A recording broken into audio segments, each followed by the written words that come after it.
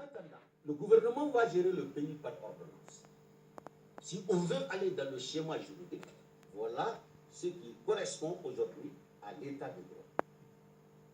Où on organise les élections, où on va directement à la gestion de l'État par ordonnance. Et pendant ce temps, c'est à la Cour de statuer sur le report d'élections parlementaires et non sur la fin des mandats des députés. La Cour a déjà dit non, ce n'est pas possible. Alors, docteur Sissoko, et pourtant, en 2012, il y avait eu un cas similaire après le coup d'État du capitaine Sanogo. Vous avez dit coup d'État.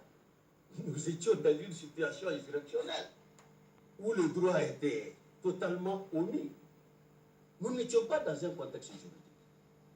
Nous étions dans le flou juridique. Vous avez vu comment tout s'est passé. C'est en 2012 où on dit le président, il est là pour 40 jours. Le président, c'est un président par intérim, des mots qui ne se trouvent jamais dans notre constitution. C'est-à-dire 2012 est une phase douloureuse et exceptionnelle qu'on ne doit même pas conserver les archives. Alors vraiment, je n'ai pas de commentaire pour 2012, je suis dans le droit. Tout ce qui suit aujourd'hui, les mandats sont déterminés dans la Constitution. Alors un décret ne peut pas proroger ces mandats-là au regard de l'avis donné par la Cour constitutionnelle. Mais le report d'élections parlementaires peut être débattu et décidé par la Cour constitutionnelle si les organismes chargés de la gestion des élections l'ont saisi. C'est tout ce que je peux dire. Alors, il faut dire que les populations restent toutefois inquiètes. Est-ce que vous avez un dernier mot, docteur Mamadi Sissoko? Bon, moi je dirais qu'il faut aller surtout... ces questions ont été débattues par la coalition citoyenne présidée par son Excellence Mohamed Agaman. Je crois que toutes les difficultés aujourd'hui, c'est la régionalisation qui n'arrive pas à se faire et qui se fait uniquement par voie constitutionnelle. La coalition a trouvé cette solution de districtisation.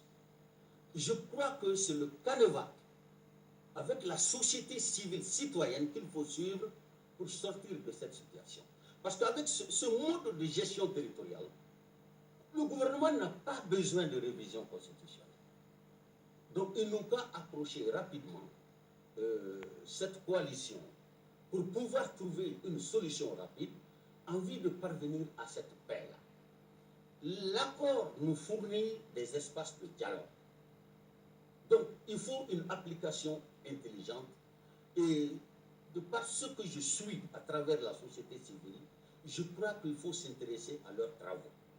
En dehors de ça, il faut voir derrière toutes ces situations politiques, des manœuvres politiques. Nous sommes sur la scène politique, il y a des manœuvres politiques, mais les hommes politiques doivent savoir que notre pays a besoin de paix, de justice et de tranquillité. L'urgence est que tout le monde se concentre sur l'essentiel. Je vous remercie.